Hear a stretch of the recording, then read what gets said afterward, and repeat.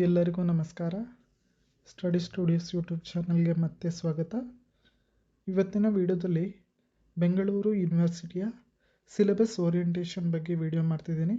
ಇದು ಯಾವ ಸಬ್ಜೆಕ್ಟ್ ಅಂತ ಹೇಳಿದ್ರೆ 4th ಸೆಮಿಸ್ಟರ್ BCom ಅವರಿಗೆ SCP BCom ಅವರಿಗೆ ಇಂಟ್ರೊಡ್ಯೂಸ್ ಆಗಿರುವಂಥ ಹೊಸ subject stock and commodity market.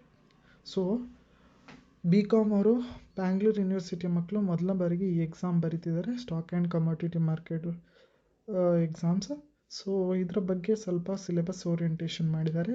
So ಅದರ ಬಗ್ಗೆ ಇಂಪಾರ್ಟೆಂಟ್ ಕಾನ್ಸೆಪ್ಟ್ಸ್ ಏನಿದೆ, ಇಂಪಾರ್ಟೆಂಟ್ ಕ್ವಶನ್ಸ್ ಯಾವುದು, ಯಾವ ಚಾಪ್ಟರ್ನಲ್ಲಿ ಯಾವ ಕಾನ್ಸೆಪ್ಟಿಗೆ ಮೋರ್ ವೆಯ್ಟೇಜ್ ಇದೆ ಅನ್ನೋದ್ರ ಬಗ್ಗೆ ನಿಮಗೆ ಮಾಹಿತಿಯನ್ನು ಕೊಡ್ತೇನೆ. ಸೊ 4ನೇ ತಾರೀಕು ಈ ಎಕ್ಸಾಮ್ಸ್ ಇದೆ. ಸೊ ಯಾರೆಲ್ಲ ಬ್ಯಾಂಗ್ಳೂರು ಯೂನಿವರ್ಸಿಟಿ ಸ್ಟೂಡೆಂಟ್ಸ್ ಇದ್ದೀರೋ ಈ ವಿಡಿಯೋವನ್ನು ತಪ್ಪದೆ ನೋಡಿ, ಪೂರ್ತಿಯಾಗಿ ನೋಡಿ ಅಂತ ಹೇಳ್ತಾ, ನಮ್ಮ ಚಾನಲ್ಗೆ ಯಾರೆಲ್ಲ ಸಬ್ಸ್ಕ್ರೈಬ್ ಮಾಡ್ಕೊಂಡಿಲ್ಲ ದಯವಿಟ್ಟು ನಮ್ಮ ಚಾನಲ್ಗೆ ಸಬ್ಸ್ಕ್ರೈಬ್ ಆಗಿ ಅಂತ ಹೇಳ್ತಾ ಬನ್ನಿ ಇವತ್ತಿನ ವಿಡಿಯೋವನ್ನು ಶುರು ಮಾಡೋಣ. ಬೆಂಗಳೂರು ವಿಶ್ವವಿದ್ಯಾನಿಲಯದ 4th ಸೆಮಿಸ್ಟರ್ BCom SCP ಮಕ್ಕಳಿಗೆ stock and commodity market exams 4th July ನಡೀತಿದೆ. ಸೊ ಯಾರೆಲ್ಲ ಇದ್ದಾರೋ ಅವರು ಈ ವಿಡಿಯೋವನ್ನು ನೋಡಿ.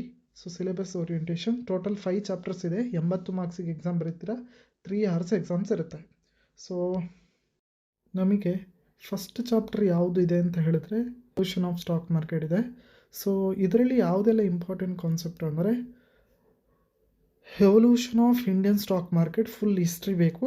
ಹಿಸ್ಟ್ರಿ ಬಗ್ಗೆ ಸ್ವಲ್ಪ ನೋಡ್ಕೊಳ್ಳಿ. ಎವಲ್ಯೂಷನ್ ಆಫ್ ಸ್ಟಾಕ್ ಮಾರ್ಕೆಟ್, ಹೇಗೆ ಸ್ಟಾಕ್ ಮಾರ್ಕೆಟ್ ಇಂಡಿಯಾದಲ್ಲಿ ಡೆವಲಪ್ಮೆಂಟ್ ಆಗಿದೆ ಅನ್ನೋದ್ರ ಬಗ್ಗೆ ನಿಮಗೆ ಐಡಿಯಾಸ್ ಇರಬೇಕು. So second concept, important concept ಯಾವುದು ಅಂತ ಹೇಳಿದ್ರೆ demutualisation, need, process and advantages. So meaning, needs, process ಮತ್ತು ಅಡ್ವಾಂಟೇಜಸ್ ಬಗ್ಗೆ ತಪ್ಪದೆ ನೋಡ್ಕೊಳ್ಳಿ, ಈ ಕ್ವೆಶನ್ಸ್ ಬಂದೇ ಬರುತ್ತೆ. So growth from the ring trading to screen based trading. So ring based trading to screen based trading ಏನು ಕಾನ್ಸೆಪ್ಟ್ ಇದೆಯೋ ಫಸ್ಟ್ ಚಾಪ್ಟ್ರಲ್ಲಿ ಅದನ್ನು ನೀಟಾಗಿ ಓದ್ಕೊಳ್ಳಿ, ಇದರ ಬಗ್ಗೆನೇ ಕೇಳುವಂಥ ಚಾನ್ಸಸ್ ಇದೆ. ಸೊ ಅದ್ರ ಜೊತೆಗೆ role of stock exchanges in economic development ಆಗಬೇಕಿದ್ರೆ ಸ್ಟಾಕ್ ಎಕ್ಸ್ಚೇಂಜ್ ಹೇಗೆ ನಮಗೆ ಹೆಲ್ಪ್ ಮಾಡುತ್ತೆ, ಸ್ಟಾಕ್ ಎಕ್ಸ್ಚೇಂಜಿಂದ ಏನೆಲ್ಲ ಹೆಲ್ಪ್ ಆಗ್ತಿದೆ ಎಕನಾಮಿಕ್ ಡೆವಲಪ್ಮೆಂಟಿಗೆ ಅನ್ನೋದ್ರ ಬಗ್ಗೆ ನೋಡ್ಕೋಬೇಕು. Next differences between NSC and BSc demat account. So NSC BSc ಬಗ್ಗೆ ಗೊತ್ತಿರಬೇಕು, ಅದರ ಡಿಫ್ರೆನ್ಸ್ ಬಿಟ್ವೀನ್ ಗೊತ್ತಿರಬೇಕು, ಅದರಾದಮೇಲೆ ಡಿಮ್ಯಾಟ್ ಅಕೌಂಟ್ ಬಗ್ಗೆ ಗೊತ್ತಿರಬೇಕು. ಸೊ ಇದಿಷ್ಟು very important concept from the first unit evolution of stock market. So ಇದನ್ನು ಸರಿಯಾಗಿ ನೋಡ್ಕೊಳ್ಳಿ. ಸೊ ಇದಿಷ್ಟು ಫಸ್ಟ್ ಯೂನಿಟ್ ಬಗ್ಗೆ. ಸೊ ಸೆಕೆಂಡ್ ಯೂನಿಟ್ ನಮಗಿರುವಂಥದ್ದು ಫಿನಾನ್ಷಿಯಲ್ ಮಾರ್ಕೆಟ್ ಓವರ್ ವ್ಯೂ ಇರೋದು. ಸೊ ಅದನ್ನು ನೋಡ್ಕೊಳ್ಳಿ.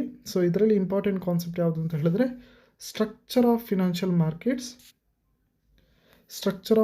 Markets in India, market infrastructure institutions, clearing and settlement mechanism in India, role of depositories.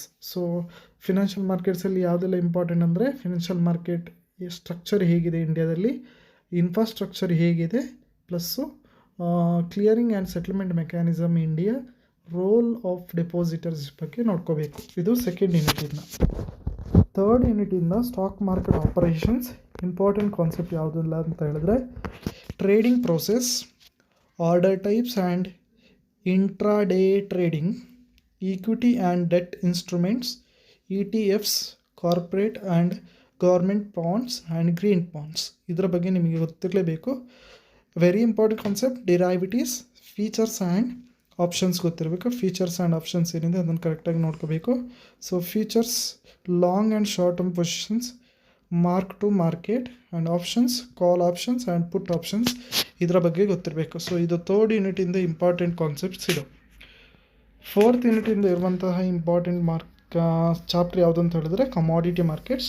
So commodity market very easy chapter, ಇಲ್ಲಿ ನಿಮಗೆ ಈಸಿಯಾಗಿ ಅರ್ಥ ಮಾಡ್ಕೋಬೋದು ಇದನ್ನು. ಸೊ ಇದರ ಡಿವಿಷನ್ಸನ್ನು ಕ್ಲಿಯರಾಗಿ ನೋಡ್ಕೋಬೇಕು. ಸೊ ನೋಡ್ಕೊಳ್ಳಿ, important concept meaning and classification of commodity market, plus market platforms MCX, NCDEX, NMEC, plus ICEX, ACE and UCE and trading mechanisms ಬಗ್ಗೆ, ಇಲ್ಲಿ ಹೇಗೆ ಟ್ರೇಡ್ ಆಗುತ್ತೆ, ಈ ಎಲ್ಲ ಪ್ಲ್ಯಾಟ್ಫಾರ್ಮ್ಸಲ್ಲಿ ಹೇಗೆ ಟ್ರೇಡ್ ಆಗುತ್ತೆ ಅನ್ನೋದ್ರ ಬಗ್ಗೆ ನಿಮ್ಗೆ ಗೊತ್ತಿರಬೇಕು. ಇದು easiest chapter. Next fifth one regulatory frameworks. So module 5 ಇರುವಂಥದ್ದು. ಸೊ ಇಲ್ಲಿ ವೆರಿ ಇಂಪಾರ್ಟೆಂಟ್ ಚಾಪ್ಟರ್ಸ್ ಇದು. ಇಲ್ಲಿ ಕೂಡ ಕೆಲವೊಂದು ಕಾನ್ಸೆಪ್ಟ್ಸ್ ಕೇಳ್ತಾನೆ. Role of SEBI in protecting against price rigging and insider trading. Price rigging and insider trading ಅನ್ನೋದು ಇಲ್ಲಿಗಲ್ ಆ್ಯಕ್ಟಿವಿಟಿ ಏನಿದೆಯೋ ಅದಕ್ಕಿರುವಂತಹ role of protecting rules and regulations ಏನಿದೆಯೋ ಸೆಬಿದು ಅದನ್ನು ನೀವು ಇಲ್ಲಿ ಬರೀಬೇಕಾಗುತ್ತೆ. Regulatory framework such as listing obligations and disclosure ಅಥವಾ ರೆಗ್ಯುಲೇಷನ್ಸ್ ಫಾರ್ ಕಾರ್ಪೊರೇಷನ್ಸ್ ಇದನ್ನು ನೀವು ನೋಡ್ಕೋಬೇಕು. ಫಾರ್ ಇನ್ವೆಸ್ಟರ್ಸ್ಗೆ ಏನೆಲ್ಲ ಇದೆ ಅಂತ ಹೇಳಿದ್ರೆ investor education and protection fund, grievance redressal mechanisms, next role of technology in fraud detection, AIML in market surveillance. So ಇದನ್ನಿಷ್ಟು ನೋಡ್ಕೋಬೇಕಾಗುತ್ತೆ. ಸೊ ವೆರಿ ಇಂಪಾರ್ಟೆಂಟ್ ಆಗಿ SEBI protecting against price rigging and insider trading ನೋಡ್ಕೊಳ್ಳಿ. Next regulatory framework ಏನಿದೆಯೋ ಅದನ್ನು ನೋಡ್ಕೊಳ್ಳಿ, plus investor protection ಹೇಗೆ ಮಾಡುತ್ತೆ SEBI ಅನ್ನೋದು, ಪ್ಲಸ್ ರೋಲ್ ಆಫ್ ಟೆಕ್ನಾಲಜಿ ಹೇಗಿದೆ ಅನ್ನೋದನ್ನು ಈ ಚಾಪ್ಟರ್ನ ನೋಡ್ಕೋಬೇಕು. ಸೊ ಇದಿಷ್ಟು 5 ಚಾಪ್ಟರ್ಸ್ ಇರುವಂಥದ್ದು. 5 ಚಾಪ್ಟರ್ಸನ್ನು ಪ್ರಾಪರಾಗಿ ಓದ್ಕೊಳ್ಳಿ. ಪ್ರತಿ ಚಾಪ್ಟರಿಂದ ಇಂಪಾರ್ಟೆಂಟ್ ಕ್ವಶನ್ಸ್ ಕೇಳ್ತಾರೆ. ಸೊ ಅದನ್ನು ಪ್ರಾಪರಾಗಿ ನೋಡ್ಕೋಬೇಕು. ಸೊ ನಿಮಗೇನಾದರೂ ಡೌಟ್ ಇದ್ದರೆ ನಂಗೆ ಕಮೆಂಟ್ ಬಾಕ್ಸಲ್ಲಿ ಹಾಕಿ, ಸೊ ಅದಕ್ಕೆ ನಾನು ಆನ್ಸರ್ ಮಾಡ್ತೀನಿ. ಯಾರೆಲ್ಲ ಎಕ್ಸಾಮ್ಸ್ಗೆ ಓದ್ತಿದ್ದೀರೋ ಅವರಿಗೆಲ್ಲ ಆಲ್ ದಿ ಬೆಸ್ಟ್ ಅಂತ ಹೇಳ್ತಾ, ಈ ಕಾನ್ಸೆಪ್ಟನ್ನು ಚೆನ್ನಾಗಿ ಓದ್ಕೊಳ್ಳಿ ಅಂತ ಹೇಳ್ತಾ, ನಮ್ಮ ಚಾನಲ್ಗೆ ಸಬ್ಸ್ಕ್ರೈಬ್ ಆಗಿ ಅಂತ ಹೇಳ್ತಾ ಎಲ್ರಿಗೂ ನಮಸ್ಕಾರ.